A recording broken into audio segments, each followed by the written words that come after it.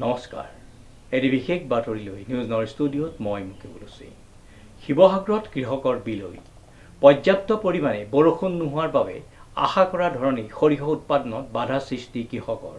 News নাওৰ এক বিশেষ প্ৰতিবেদন।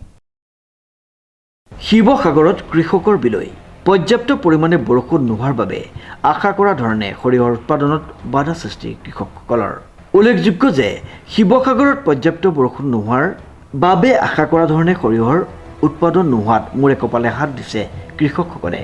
আনহাতে বীমা কোম্পানী আৰু কৃষি বিভাগৰ কপ কাটিং কিমান নিৰপেক্ষ তাক লৈ সন্দেহ প্ৰকাশ ৰাইজৰ। উল্লেখযোগ্য যে শিৱসাগৰ জিলা কৃষি বিভাগৰ অধীনৰ দিচাংমুখ, দিখৌমুখ আৰু দিহিংমুখৰ একাংশ কৃষকে দীৰ্ঘদিন ধৰি সৰিয়হৰ খেতি কৰি আহিছিল। দিচাং নদীৰ পাৰত আমি 5জন যুৱকে একত্ৰিত হৈ 70ৰ পৰা 75 বিঘাৰ মাটিত আমি সৰিয়হ খেতি কৰিছিলোঁ। আমাৰ লগতে এই অঞ্চলৰ গৰিষ্ঠ সংখ্যক কৃষকেও হাজাৰ হাজাৰ বিঘা মাটিত সৰিয়হ খেতি কৰিছিল। কিন্তু দুৰ্ভাগ্যজনক কথা যে বৰষুণৰ পৰিমাণ এবাৰ অত্যাধিক নহ'ল, বৰষুণ প্ৰায় নাহিলে, যাৰ ফলত আমি যথেষ্ট লোকচানৰ সন্মুখীন হ'লোঁ। যথেষ্ট মানে এনেকুৱা এটা হৈছে যে সৰিয়হ কৰা যিসকল খেতিয়ক তেওঁলোকৰ নাজল নাথল অৱস্থাৰ সৃষ্টি হৈছে।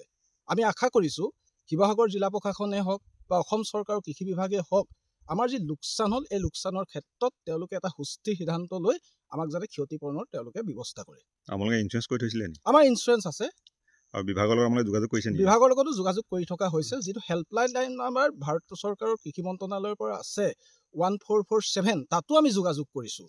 কিন্তু এতিয়ালৈকে আমি কোনো সঁহাৰি পোৱা নাই। আমি আশা কৰিছোঁ আমাৰ যিটো দুৰ্ভাগ্যজনক অৱস্থাৰ সৃষ্টি হ'ল এই সন্দৰ্ভত চৰকাৰ সংবেদনশীল হ'ব আৰু সৰিয়হ খেতিৰ ক্ষেত্ৰত যি লোকচানৰ আমি সন্মুখীন হ'লোঁ এই সন্দৰ্ভত চৰকাৰ অতি সংবেদনশীল হ'ল আমাক যাতে উপযুক্ত ক্ষতিপূৰণৰ ব্যৱস্থা কৰে, এইটো আমি আশা কৰিছোঁ। এই সৰিয়হ খেতিৰ আলম লৈ জিলাখনত গঢ়ি উঠিছে কেইবাখনো মিঠাতেল পেৰা সমাৱেশ সমিতি। কিন্তু এইবাৰ পৰ্যাপ্ত বৰষুণ নোহোৱাৰ বাবে কৃষকৰ আশা কৰা ধৰণে উৎপাদন নহ'ল সৰিয়হ। ধাৰ ঋণেৰে খেতি কৰা কৃষকৰ খেতিত খৰচ কৰা ধনকেইটাও নোলাই উৎপাদিত সৰিয়হৰ বিক্ৰী কৰি, যাৰ বাবে সৰিয়হৰ খেতিত জড়িত কৃষকে মূৰে কপালে হাত দিবলগীয়া অৱস্থা হৈছে। ইফালে শিৱসাগৰ জিলা কৃষি বিভাগ আৰু সৰিয়হ খেতিৰ ফচল বীমা কোম্পানীয়ে যৌথভাৱে জিলাখনত পৰ্যাপ্ত সৰিয়হ উৎপাদন হৈছে নে নাই পৰীক্ষা কৰিবৰ বাবে কপ কাটিং কৰিছে যদিও এই কপ কাটিং কিমান নিৰপেক্ষ হ'ব তাক লৈও ৰাইজৰ মাজত সন্দেহ উপজিছে।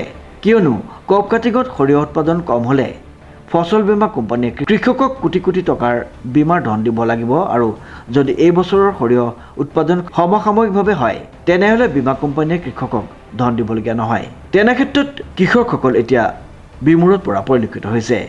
সেইবাবে সমগ্ৰ বিষয়টোৰ সন্দৰ্ভত শিৱসাগৰীয়া কৃষকে এতিয়া কৃষিমন্ত্ৰীৰ হস্তক্ষেপ কামনা কৰিছে।